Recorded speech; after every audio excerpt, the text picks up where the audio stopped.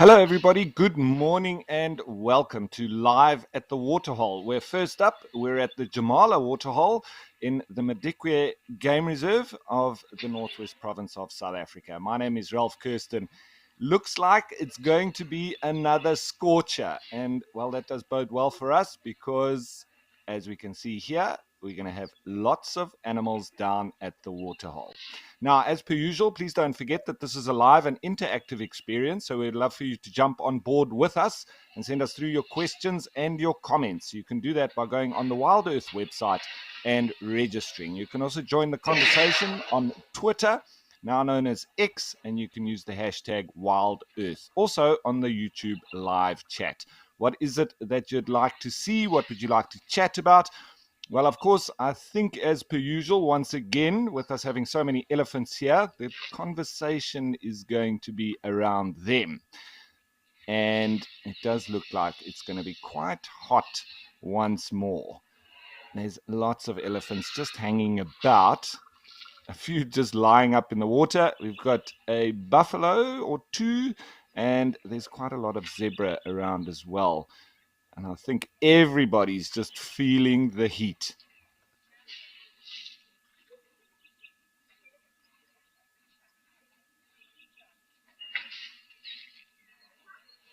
So speaking of the heat, I think it's time for us to go and have a look at exactly how the weather is going to be across all the different locations.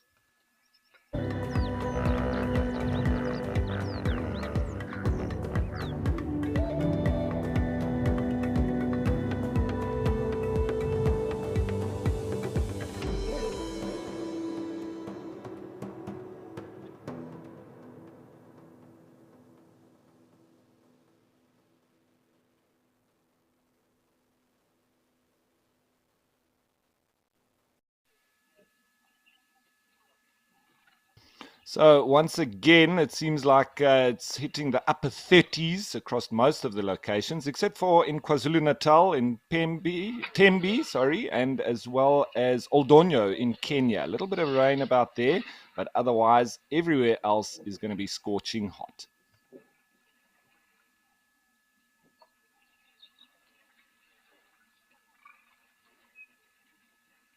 So I think today I'm also going to be chatting a little bit about elephant populations, because there has been a lot said around, especially here in the Madikwe Game Reserve, that the elephant population is getting too big.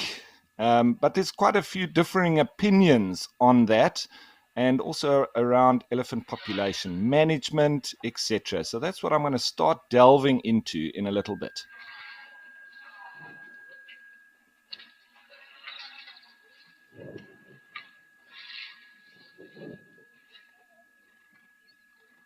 Lenny, thanks for your comment, and hi straight back at you. Lovely to have you on board with us and watching all of these animals at the waterholes. So you can see a couple of youngsters there on the other side just drinking from their moms. Well, the one is. Nice to see all the different ages and generations.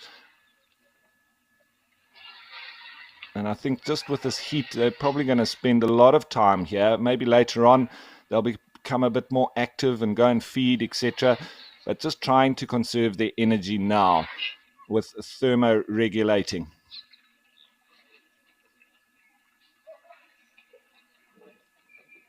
So good morning, good afternoon to you as well, Darkmane lover. You must be somewhere, I think, probably on the other side of the world, with it being in the afternoon for you.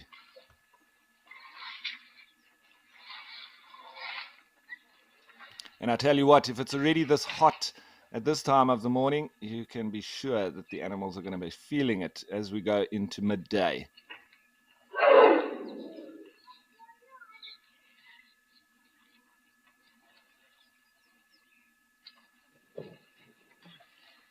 The management here would obviously also have to keep an eye on this water level, because it has dropped dramatically over the last little while. It was quite full, and then as this heat wave has come in, these animals have been here a lot and probably taking up thousands of liters of water every day. So at some stage, it might become quite empty, but they do keep topping it up. It's probably from the groundwater and borehole reservoir.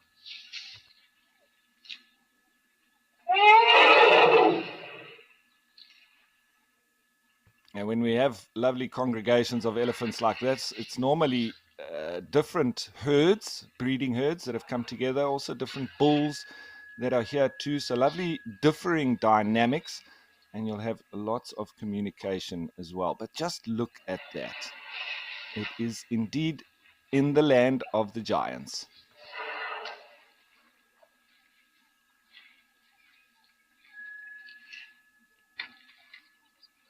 So, Wally, yes, indeed. We're going to be chatting about the populations of elephants as well as the population control.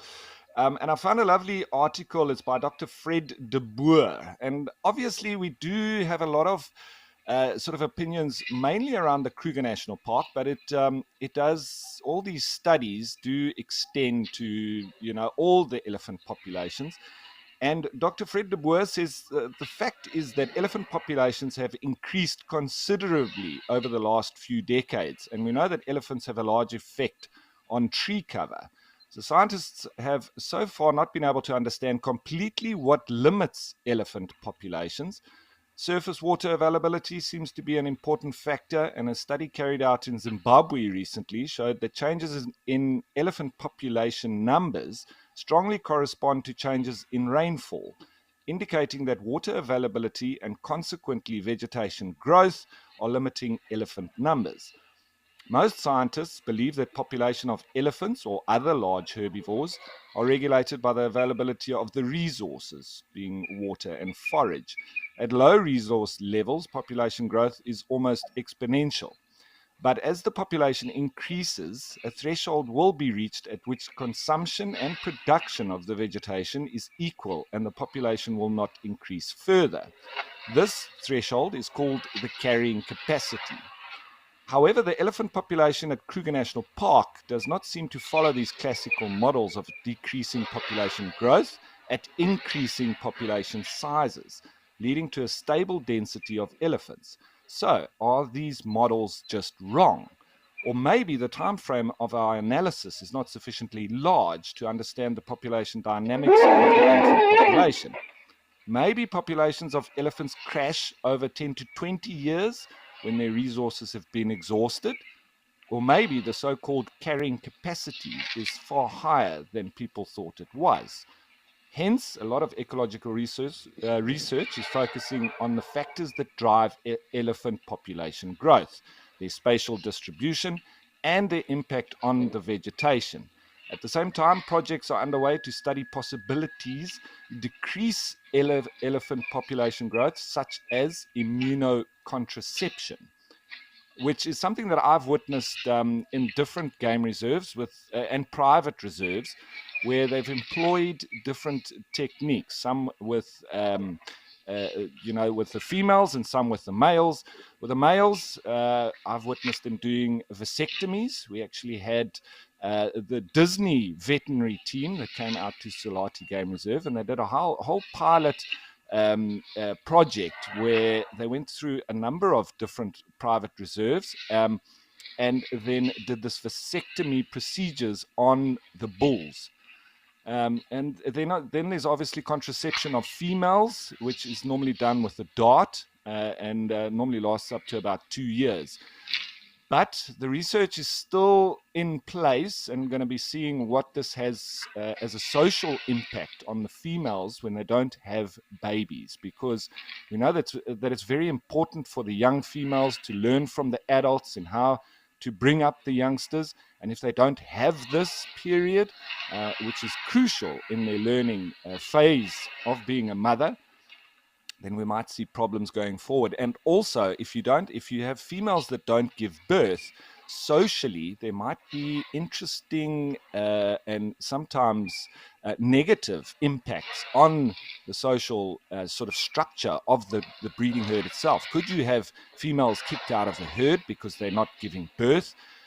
It all is very interesting. But I think we want to get down to the bottom line of, do we actually need to control the numbers of elephants, or will it be done and the balance struck by nature itself? That's what we're going to try and work out and debate and chat about.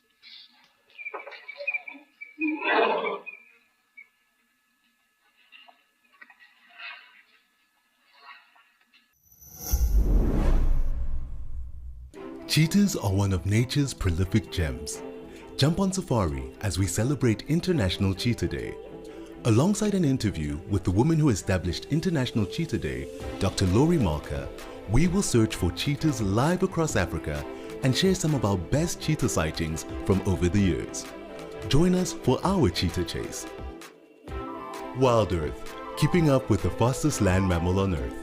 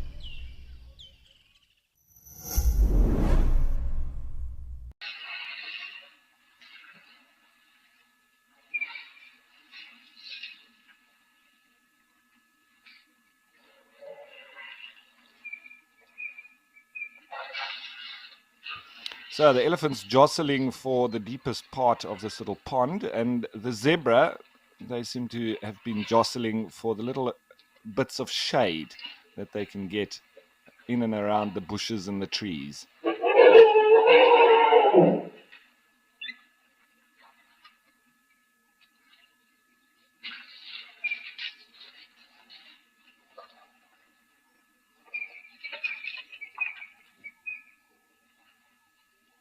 Now, the warthog's also coming in to try and cool off, as that one buffalo bull just struggling through the mud there.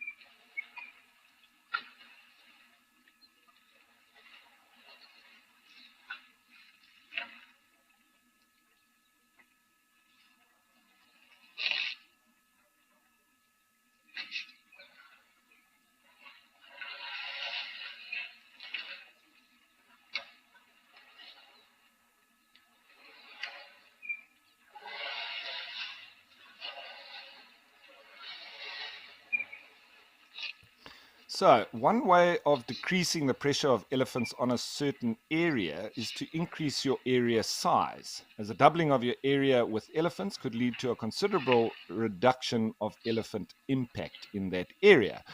However, unfortunately, elephants don't distribute themselves evenly over an area. So that localized high elephant impact zones will remain, even if the area available to elephants is increased. The area available to elephants and the elephant density has changed rapidly over the last decades and centuries. The proclamation of the Kruger National Park, the creation of the Greater Kruger Park, with free movements of wildlife between the Kruger National Park and the private conservation areas in the east, and the initiatives for establishing an even larger transfrontier conservation area, linking conservation areas in Mozambique, South Africa, and Zimbabwe, have all led to larger areas that became available to elephants and an improved conservation status of the elephants at large.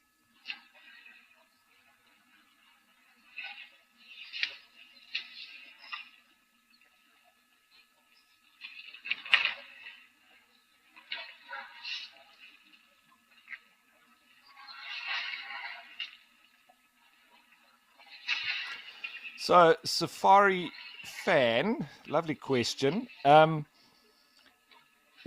obviously, it's all down to that tree cover. So, if the elephants have a massive impact on the tree cover as well as the water resources, we can see here they have a huge impact, especially on the water, because if it's not replenished, they could suck this water hole dry within a week, especially when it's very hot like this.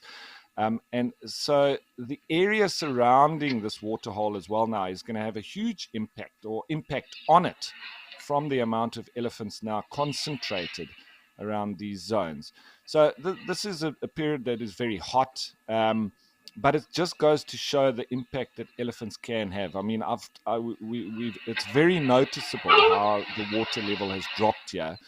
And as I say, if it's not replenished and you have an increase in elephant numbers, obviously at some point you're going to have this sort of resource knock-on effect where the other animals are going to suffer as a result as well. The herbivorous animals are going to get less and less feed because there's more impact from the elephants, and they're going to have less water to drink as well. Obviously, if we keep the water coming, then it won't be such an impact on that side. But still, for the tree cover at large, they are going to start to have a huge impact the more elephants there are. So if they don't control it, do we allow that population to increase to the point where we're going to have starving animals eventually? And yes, the natural balance will be found. But with the social sort of impact that we have as humans, we used to cull elephant populations, which we've stopped because it's socially unacceptable now. But we may get to the point where we're going to have quite large die-off of animals that die very slowly from hunger. So what's going to be better, to shoot animals or to watch them starve to death? These are the two options that we most likely are going to be faced with. I don't know the answer. We're trying now the second option of letting the population control itself. So it is yet to be seen what is going to happen. Is it going to be a huge impact on the ecosystem at large, or are we going to not see that, in fact? Because, the theory is that if we leave them, that's exactly what's going to happen. But maybe we'll see something different, as nature always does surprise us.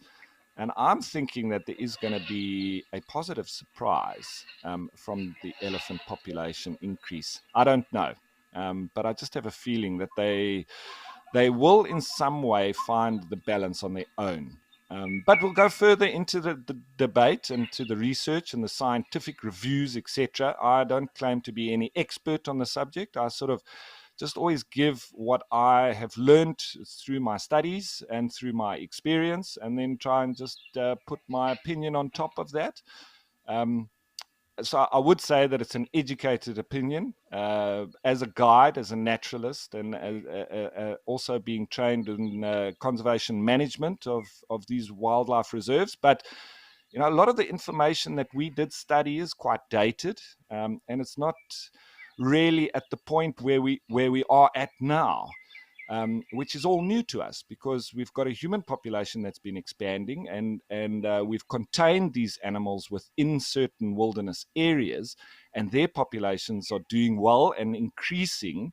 So we haven't really seen this.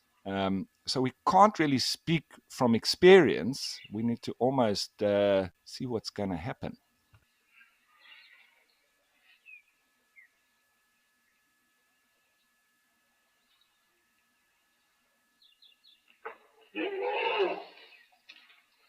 So we spoke of more land should equal we should be able to have more elephants. However, nobody's really addressed the impact of this continuously increasing area for elephants on elephant population dynamics.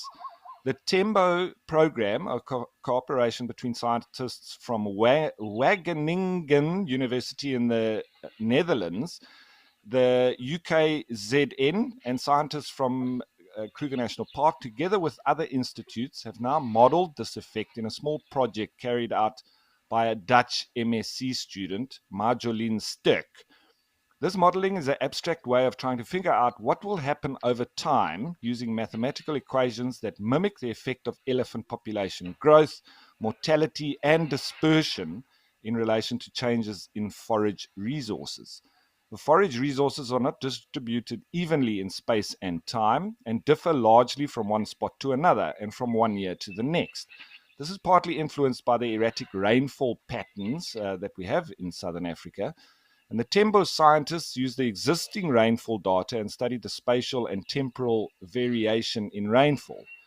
Using this variation, they were able to model the differences in forage availability, the amount of grass and browse resources available to elephants. And after having achieved this, they could model the elephant population changes over time, dependent on the amount of forage that is available.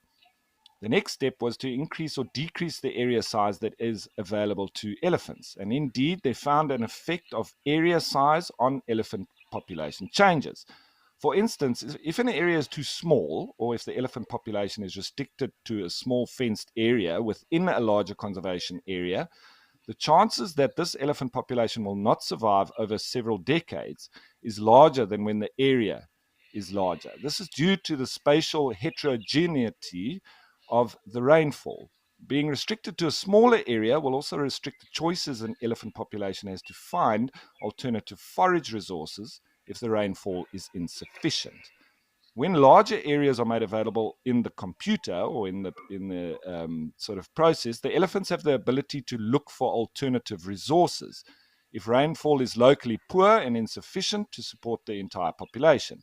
The main result of the computer study is that an increase in area will lead to an increase in elephant density. And this is an interesting conclusion, especially in the light of the recent changes, the creation of the Greater Kruger and the creation of corridors between Kruger National Park and bordering conservation areas in Zimbabwe and Mozambique.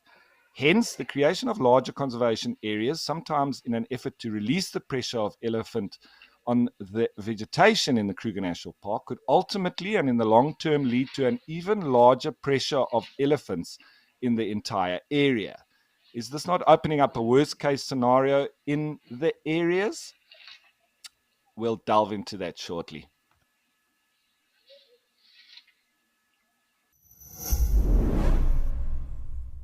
It's a festive Wilderland.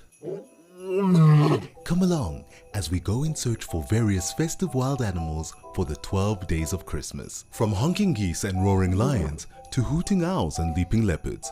Tune in on your nearest device and join the festive fun. Watch the live show from the 14th to the 25th of December. Don't miss out. Embrace the festive season with WildEarth.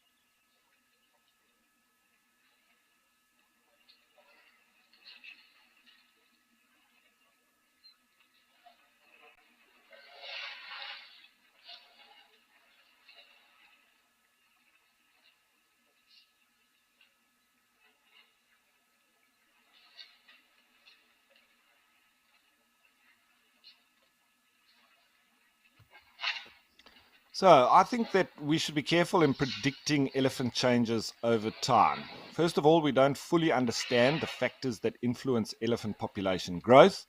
Secondly, we should also bear in mind that this was just a computer model that we've been discussing, and we need data to validate that model.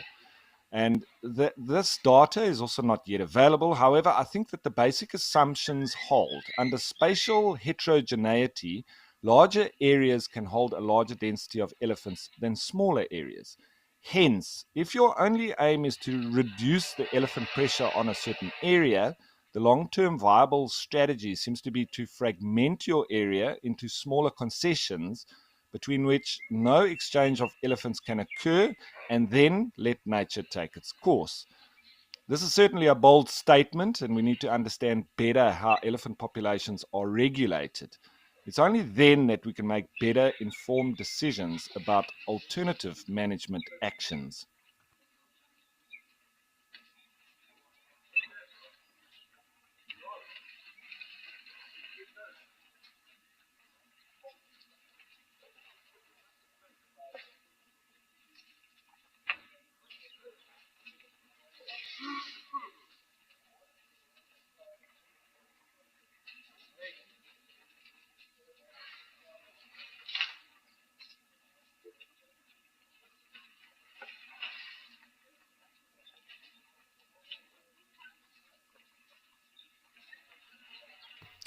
So, lovely question once again about the other animals that could be affected if elephant populations were controlled or not.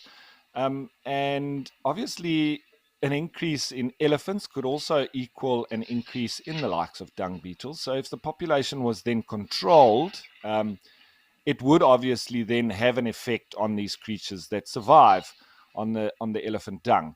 But as long as there's elephants, there will still be an amount of dung available to the likes of dung beetles.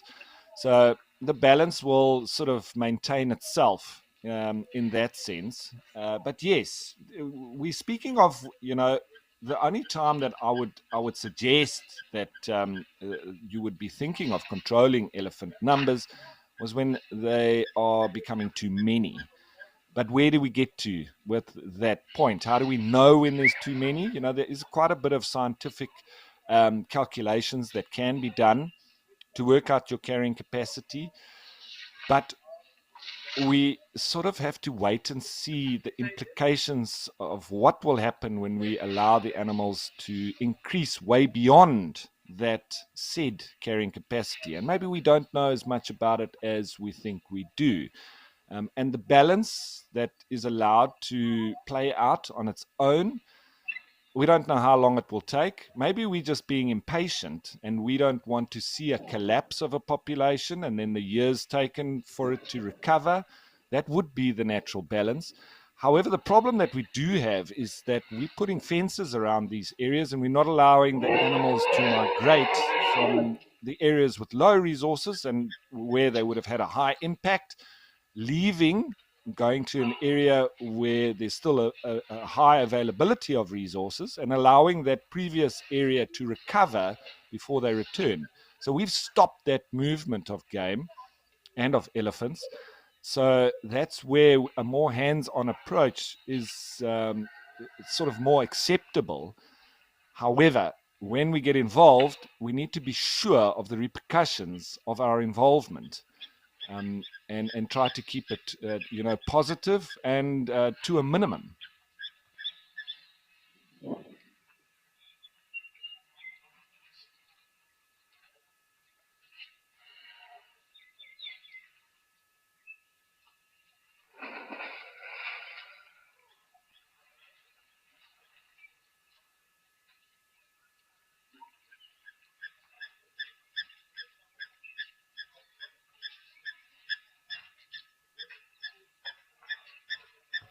So Roger, I'm not quite sure if there have been. I'm sure there have been studies done on bird population control, but it would be mostly around urban birds, pigeons, and the likes that sort of grow in numbers, especially in urban areas around cities and towns. I know that we had quite a big problem, and there probably still is problems with pigeons in cities around the world, especially with their dung. Because it's quite acidic, and they very often roost and hang around on these concrete buildings, and that acid from their dung, the uric acid in it, um, it actually helps in breaking down the concrete. So you can start to have buildings that begin to crumble where you have high populations of pigeons. So that obviously being something that a lot of conservationists and in towns have been involved with. We were involved with one, but we brought in falconers with their peregrine and lanner falcons to assist with the population control of pigeons. But that was obviously because of the problem that they were presenting to the buildings. But I don't know of any others. I don't really see us having to, it would most likely center around agricultural resources, farming, and the birds that come in there to eat mealies or maize and different crops. So, then that is where there might be population control of birds.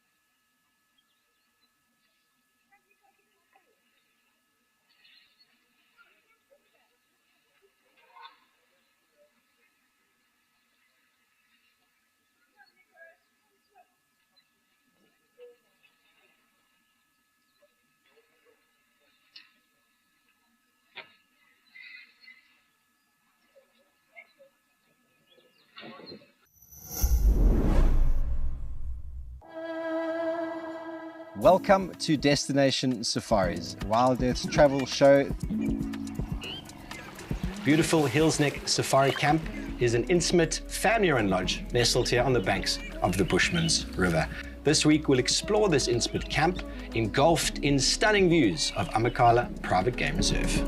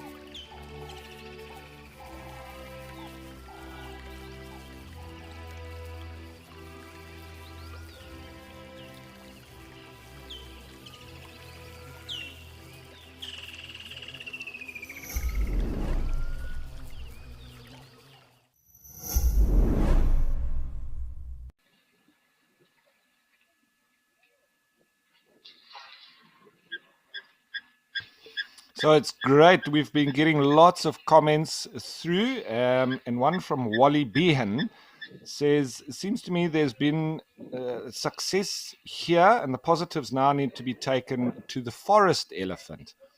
I absolutely agree with you, Wally. But, the research continues, and we're going to discuss it a bit further. And, it is dynamic. Nature is dynamic, and we don't always know the answer, but sometimes we can predict successfully with populations. It's mostly about what's happened in the past. So the future of wildlife and nature and these reserves is sometimes a little bit of an anomaly because we're only going from our experience, as I've said previously. So it's interesting, but obviously we do want to try and apply the best formulas for the best results. But we obviously need to have that management plan in mind when we apply certain directives or go for different methods. And Cheetah Bev asks, says Ralph, there's also climate change, and Africa is going to experience worse water scarcity. I think yes and no, Cheetah Bev. We've also noticed in the last couple of years we've had massive floodings. So I do think there is a change in the climate that we've been experiencing, especially over the last decade. But it's also a bit of an anomaly because we don't know what exactly is going to happen. And as I say, we've just gone through an incredible drought in South Africa, but now we're experiencing a lot of flooding as well. So hopefully a lot of these water resources will periodically be refilled by this kind of heavy rain periods that we're currently now gone into, even though it's extremely hot here right now. We have in the recent past had excellent rains. So long may that continue. But yes, we don't really know what's going to be happening in the future. And Wally Behan again says, good question, Safari fan. That was one previously. I was interested to learn that primary grasses do better when elephants have pushed over a tree. Yes, excellent, Wally. Obviously, they are a sort of a flagship and a keystone species.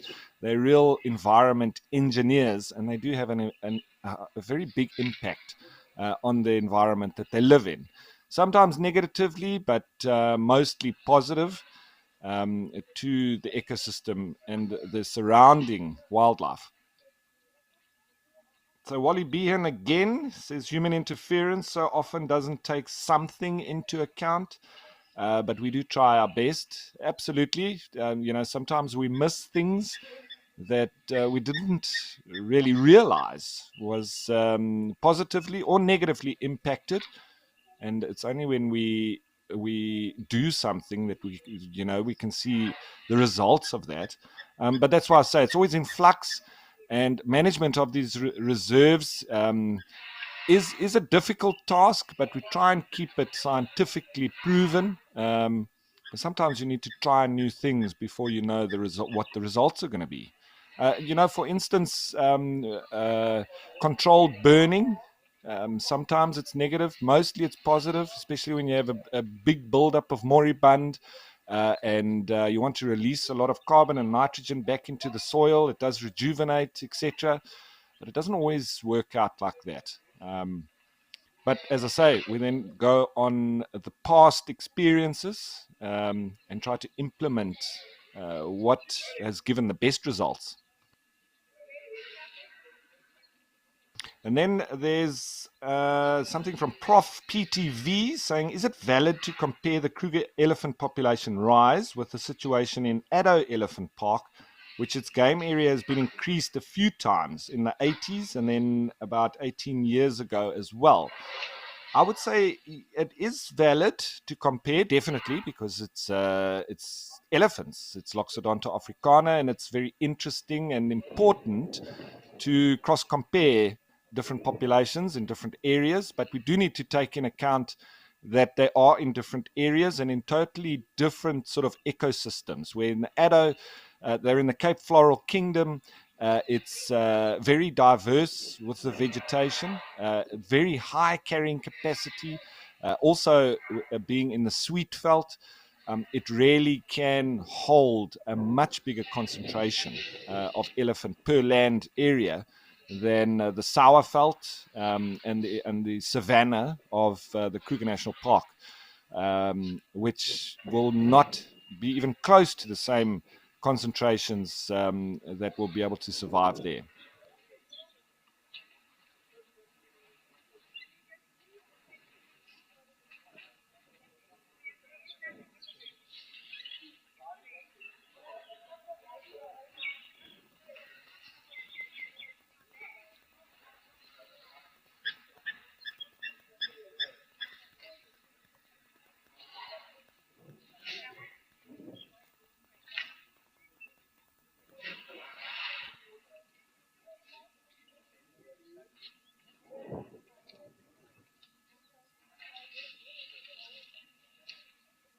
So just something on immunocontraception with elephants and a nice little study and write-up that I found by Audrey Delsink.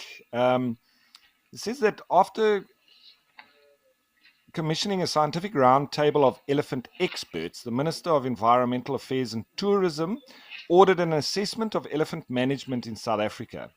As part of this assessment, a group of local and international scientists report on an alternative method of elephant population control called porcine zona pellucida, or PZP, immunocontraception. This method does not manipulate gender hormones and is completely different to the way contraception in humans works, or the pill.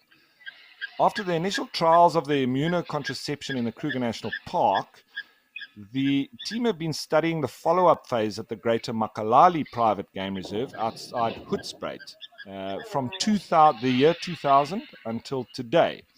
And these studies have spanned over all of those years. Unfortunately, the initial hormonal trials run in conjunction with the immunocontraceptive trials in the Kruger National Park, have incorrectly labeled both methods of elephant contraception as socially disruptive, displaying severe behavioral anomalies. Whilst this was clearly demonstrated with the hormonal trials, a comprehensive long-term study at Makalali has revealed that immunocontraception is a safe, reliable, reversible, efficacious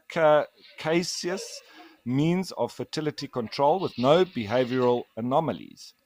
In October 2007, the research team immobilized 4 elephant cows from the Makalali population for the purposes of replacing their radio collars with satellite collars and for conducting transrectal ultrasonography. The ultrasound would demonstrate the elephant's pregnancy status as well as provide an indication of the animal's reproductive health.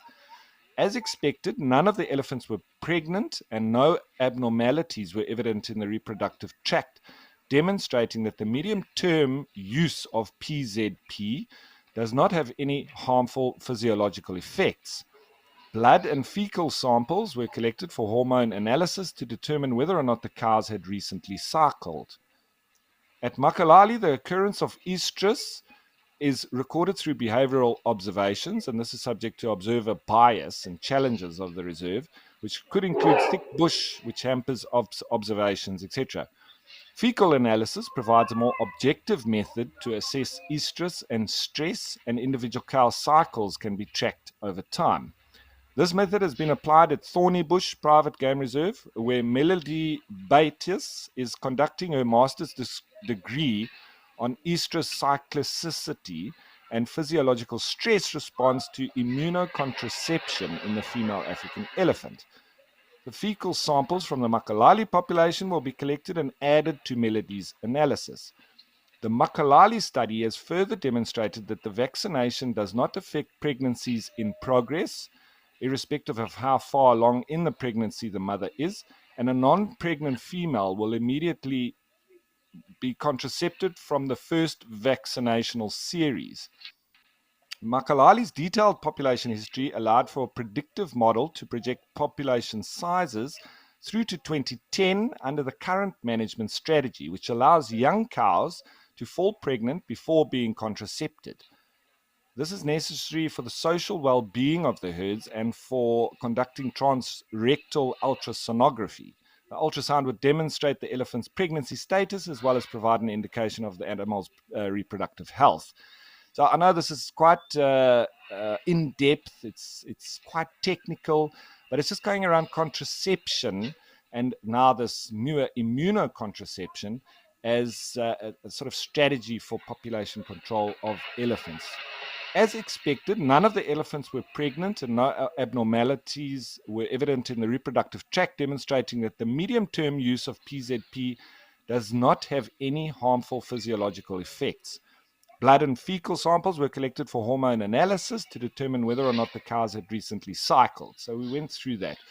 This method has been applied all over the place, and it seems like it is something that they can be implemented, but it would still be in its sort of trial phase, wouldn't it?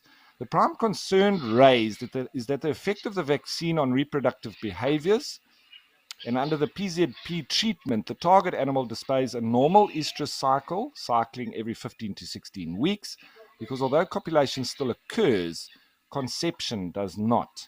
Therefore, under the PZP contraceptives, the frequency of mating and its accompanying disturbances is assumed to be far more frequent. Thus, with an increased frequency of estrus, there's the potential for change in the frequency of association of both virile must and non-virile non-must bulls with breeding herds, as both sets of males compete for estrus females. In fact, bull association with herds decreased over the years, probably an effect of aging in this relatively young population. I don't think that we'd see it here.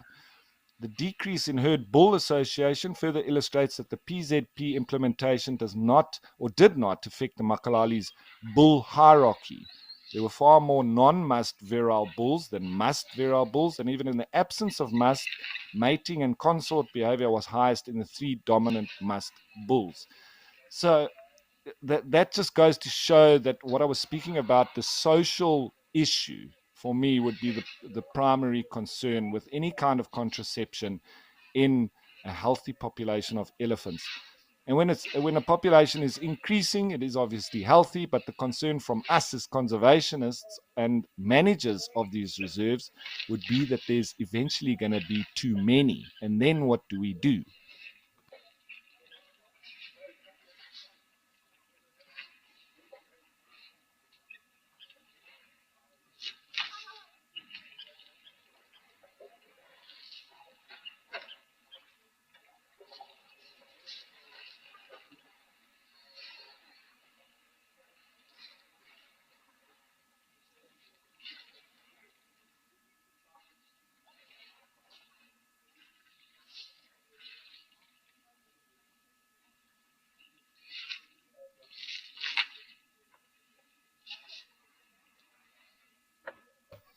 So, Margot, nice question that you've asked. If there was a study that I could start, what would it be? I've spent so much time with elephants, and this is a very good question, Margot. I've never thought of. I would probably go down the lines of trying to understand their communication, but their vocalizations. So getting sound equipment that can pick it up, and then sort of try to see and work out exactly what they are saying. I think we'd have to try and look at when they make certain sounds, what do they do around that, and what do others do when they make that sound. Now, we have also heard that elephants, and there has been studies on this, but this is a study that I would like to do as well, but they do say that elephants even have different accents. So the elephants here at Jamala would sound slightly different to the elephants in the Kruger National Park, to Etosha, to Chobe, to Kenya.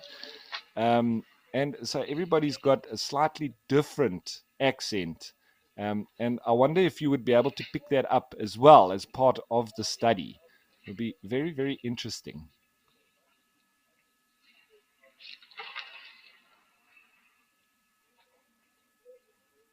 We do know that we have the same in birds. You can have the exact same species of bird in different parts of Southern Africa. So that sound slightly different. And sometimes they sing a different part of their call in different areas. I just go like the orange-breasted bush shrike will sound one way in the Kruger National Park area to where you may hear it in the central parts of Namibia. And even the battises, the chin spot battis, sometimes the cuckoos, but less so of the migratory birds. I think they don't change their accent as much as the more resident birds, and the exact same species of resident bird that are sort of geographically isolated from each other.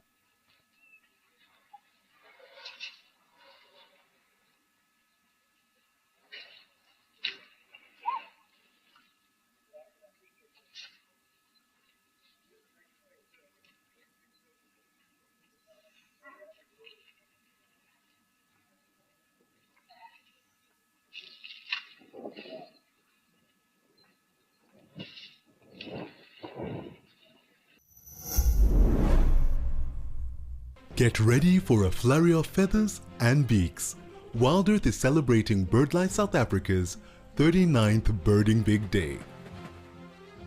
Join our naturalists on drive as they compete to spot the most bird species across locations during Sunset Safari Live. Don't miss out on the fun. WildEarth, it's in your nature.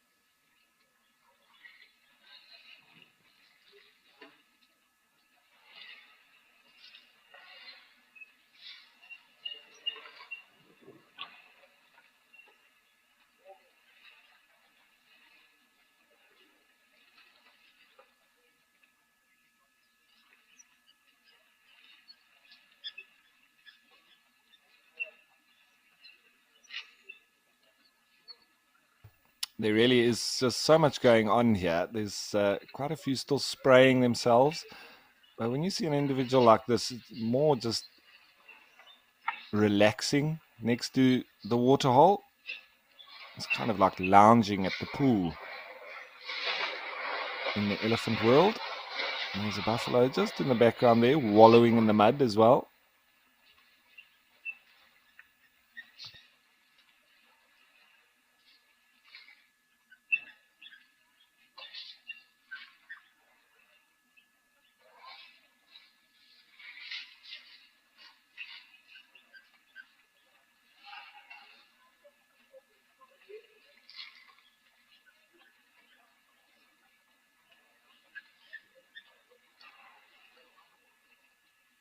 So Andrew, the video guy, yeah, I mean, you wouldn't think that this water is very drinkable. I'm pretty sure it's just got quite a lot of sand and dirt in it, so I don't think it would do them any harm. But you do notice that when the elephants drink, they'll go over. It's just a little bit further on the left where the actual fresh water is pumped out. And whenever you have this kind of scenario where there is a point of fresh water, that's what the elephants do prefer, and that's where they will drink from. However, if that's not in fact coming out, they will drink this muddied water and not really have any problem with it. It's more muddied now. The hotter it is, the more animals that we see here. But we also do see them drinking it, and it won't really do anything.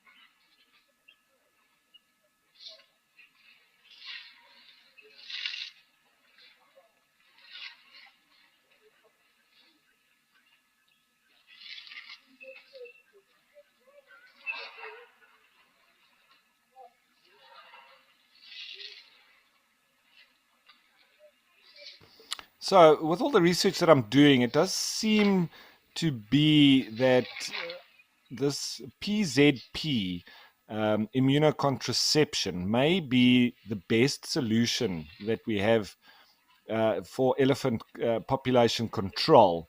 It's still in its sort of testing phase, but once we get over sort of 10 years in these kind of trials, we do then start to generally see the repercussions. And this project that is run by Audrey Delsink, or the executive director of Humane Society International, they are, sort of proposing that it's an alternative to the traditional method of culling, in which entire family groups were shot or destroyed.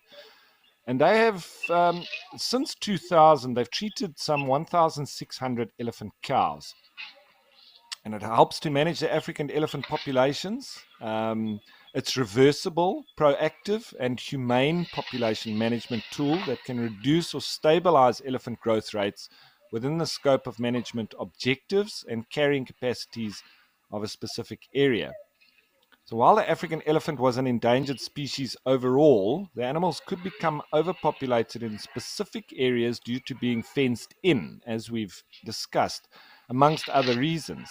Lethal management tools such as culling or hunting were often used to control elephant population numbers, permanently removing herds or bulls and their genetic contribution. But this PZP immunocontraception used the female elephant's own immune system to block egg fertilization. The female elephants over the age of 10 years old were treated remotely from a helicopter with a dart that contained the immunocontraception vaccine. A purple marking substance was sprayed onto the elephant at the dart site for quick reference as to which animals have already been darted. As the needle was not barbed, the dart fell out shortly afterwards. We call these dropout darts. causing minimal discomfort to the elephant cow. And these animals did not need to be immobilized to be treated, and vaccinations were completed within minutes and with very little stress, I would imagine, or a minimal amount of stress. Shooting these magnificent animals to control their numbers is an unnecessary way to deal with elephant population growth for herds that are increasingly squeezed into smaller pockets because of human encroachment. And according to Delsink, immunocontraception is the future of humane elephant conservation. She also pointed out that elephant cows were only vaccinated after they had given birth to at least one calf. This in some way alleviates my concern of the social impact of the females not having calves, giving birth, and going through that whole cycle. Now, this was done specifically for the social well-being of the cow and the herd, as elephants are highly sociable animals.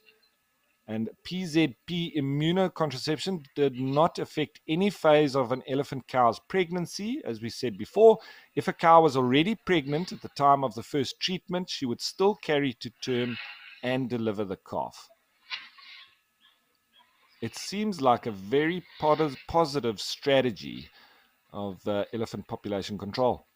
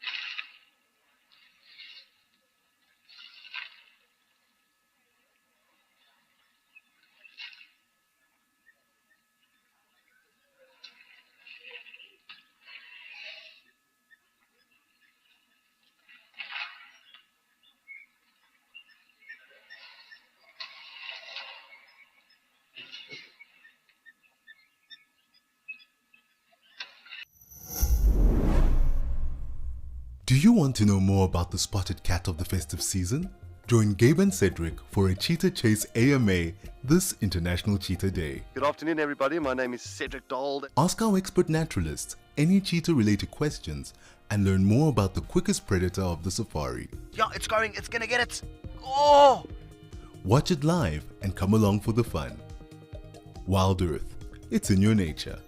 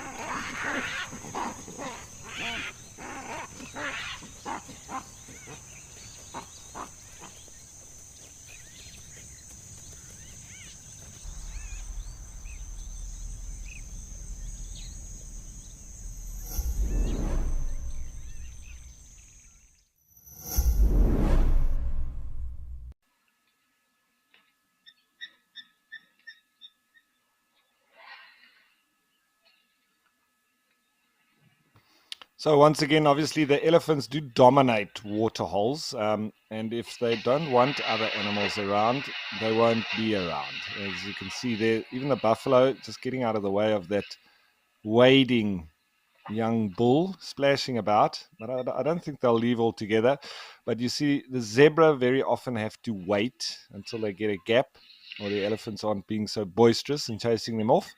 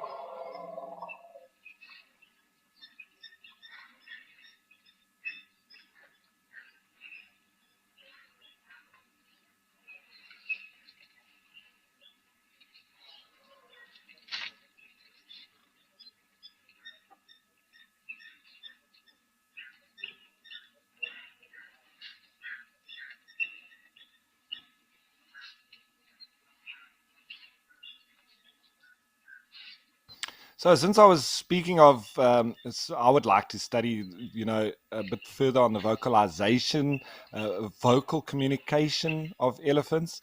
I think it would be exciting to learn from them if we were able to literally have a discussion, and that would be really exciting for me. And I think one of the best sort of outcomes that I could ever imagine would be to have discussions with the likes of the desert elephants. Just imagine the stories they could tell. But speaking of that, I've just found a nice little write-up on the Sabi Sabi website to speak about elephant communication. And they say that, have you ever wondered how elephants communicate to each other in a group or amongst themselves? How they locate each other when they get displaced, how males locate females for potential mating partners, or how they all move in the same direction. And when they're standing very still like this, I'm pretty sure that there is a lot being spoken about. Elephants can communicate by using intricate acoustics. Not only that, but they have a lot of knowledge to share socially and ecologically. Elephants use a range of calls and signals for different tasks and purposes. For example, to secure their defense, to warn others of danger, when coordinating movements amongst a group, attract mates, reinforce family bonds, and announce their needs. They use vocal calls, which are the most common way they communicate. These unique vocal calls are used for everything from caring for calves, reconciling differences during disagreements, coordinating the group's next move. Seismic communication, or listening to vibrations, is used by a variety of animals, including arthropods, amphibians, and small rodents. Elephants communicate primarily through sounds or vocalizations known as rumbles, and we hear quite a bit of them. Even though we can't hear a lot of what they say, we still hear quite a bit. Usually when elephants want to move on from one place to the other, one of them, if not the matriarch, will emit a deep rumble, which rouses the whole group to get moving in the direction the matriarch chooses to go. An elephant can recognize the calls of hundreds of other elephants from far distances. And a recent discovery shows that much of elephant language exists in a range that humans can't hear, communicating through seismic waves. These low-frequency sounds, termed by infrasound, can travel several kilometers. The deepest sounds we can hear, the grunts or rumbles, are the mild overtones of low frequency. However, the infrasonic sounds are so low and powerful they travel unhindered for kilometers, allowing elephants to send messages and warnings over extremely long distances. And a number of studies have been carried out as to how elephants react to seismic vibrations below the ground's surface. Scientists placed geophones below and above the ground, which help distinguish how far these frequencies were capable of traveling. They recorded that seismic vibrations between herds had the ability to travel up to around 2.5 kilometers underground, in comparison to the recorded average of 1 kilometer through the air. The elephants then showcased how they were able to respond to feedback vibrations appropriately, fleeing from signals that so clearly meant danger and finding comfort in those that didn't. It is said that elephants may be able to detect these seismic vibrations through two possible means: the bone conduction and by use of ossicles of their middle ears, or possibly by mechanoreceptors in the toes or feet that are sensitive to vibrations. Seismic waves could travel from their toenails to the ear via bone conduction or through somatosensory receptors in the foot, similar to the ones found in the trunk. The tip of an elephant's trunk also has layers of cells called Pacinian corpuscles that are extremely sensitive to vibrations and is thought to be able to detect movement. Pacinian corpuscles have been found in the elephant foot, mainly in the front and back of the dermal layer. Movements or vibrations deform the layers of Pacinian corpuscles, sending a nerve signal to the brain. Although these corpuscles are found in other mammals too, they're particularly densely packed in the tip of an elephant's trunk. And it might explain that if it's used for communication. The trumpet calls elephants make is one we most often associate with elephants, but they can also cry, scream, roar, snort, and sneeze, rumble, and groan to communicate or to get their point across. Whichever call they make, it can be soft, abrasive, low-pitched, or shrilling. But of all the calls in the elephant's repertoire, deep growling or rumbling noises by far are the most common. And some researchers even postulate that each individual has its own growl, as we were speaking of, that they've got their own specific, different, and individual accents. These powerful, distant traveling sounds are still being studied to see if they may be critical in helping males find females for breeding. Researchers say the infrasonic calls are also enable elephants to reunite with friends and family when they're displaced. Breeding herds also use low-frequency vocalizations to warn each other of predators. Injured, vulnerable elephants, subadults, and young elephants are susceptible to attacks by lions and sometimes hyenas. Elephants, as we do know, have contact calls. These are sort of, it's normally soft calls between each other that help locate distant family members. The elephant seeking to make contact lets out a powerful, reverberating sound, after which it lifts its head to listen for a response. And if a response is administered, they sometimes go back and forth in communication for hours. Any reunion of elephants is met with an exuberant greeting. The greeting ceremony, as it is called, is marked by trumpeting, screaming, and rumbling. We often get questions from viewers and from guests. When you hear these trumpets, it sounds very stressful, but sometimes it can be screams of glee. Males usually don't reach sexual activity until about 12 to 15 years, and even then they're not capable of the social dominance that's usually necessary for successful reproductive activity. There's usually competition among the males for females that are in estrus. Bulls will come into must at the age of about 20 years old for brief periods of time, but occurring for longer in the older bulls. And must is a biological condition affecting all adult male elephants, indicating elevated levels of testosterone, that is up to about 60 times the normal level of testosterone, and it occurs on a regular basis. During this period, bull elephants secrete an oil, smelly fluid from their temporary glands, and which is on either side of their heads. At this stage of must, it makes chemical communication among the elephants easy, as there's 7 turbinal curls of bone in the nasal cavity with sensitive tissues specialized for olfaction and hormone detection. The more you dig into elephants, the bigger the rabbit hole becomes. It's just incredible.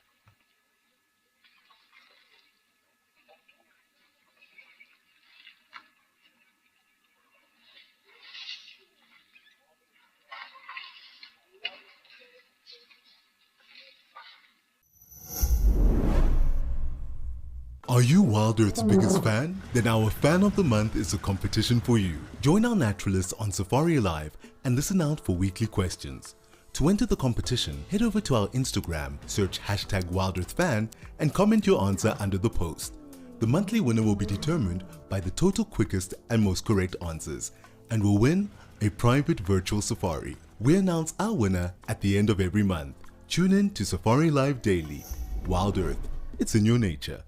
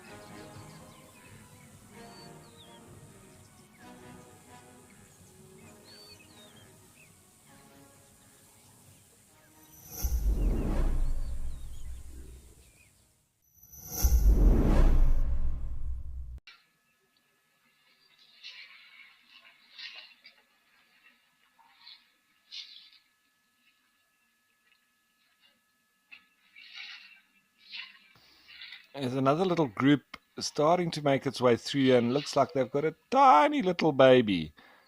And whenever the little babies are there, it's always fun to watch. So this is something to look forward to.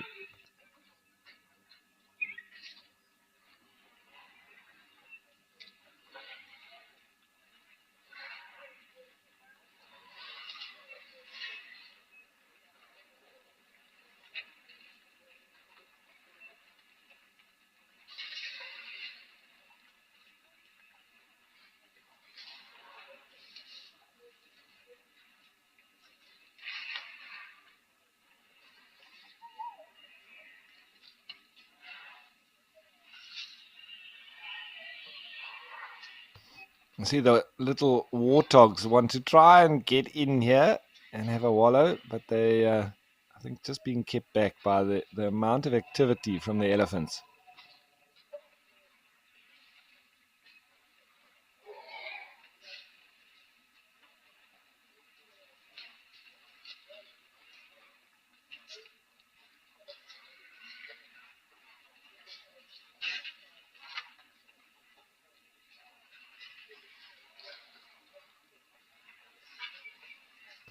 It looks like those warthogs might finally get a chance just to move in there, just behind where that buffalo is. And here comes another big group of ellies. Wow. We might not be able to see the water in a little while if all the elephants keep coming. This is crazy.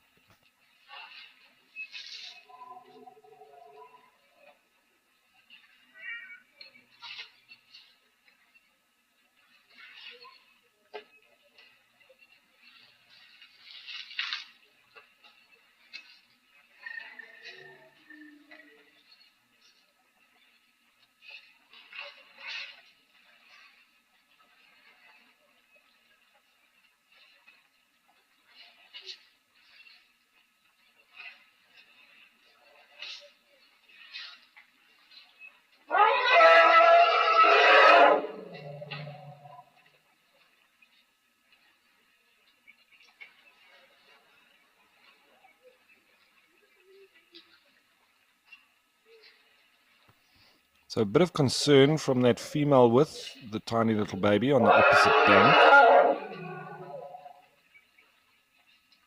And I'm pretty sure this vocalization is coming from this group that's just arrived or somewhere there, because it seems very relaxed on this side. Everybody mainly milling about, not doing too much.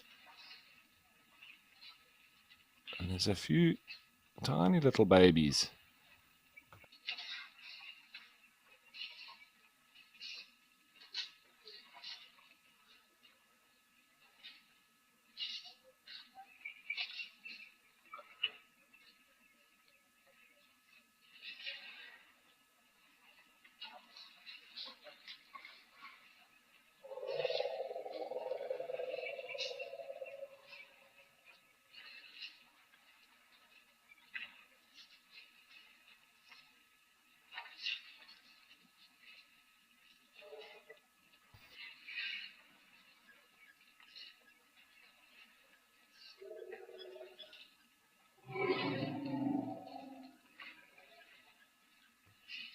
So as of 12 o'clock noon, we will have access to all of the AfriCam water holes as well. We will be introducing that shortly. And if we have any activity at any of them, we'll be popping across to them as well. But I think it's going to be hard to beat what we have here at Jamala nonetheless.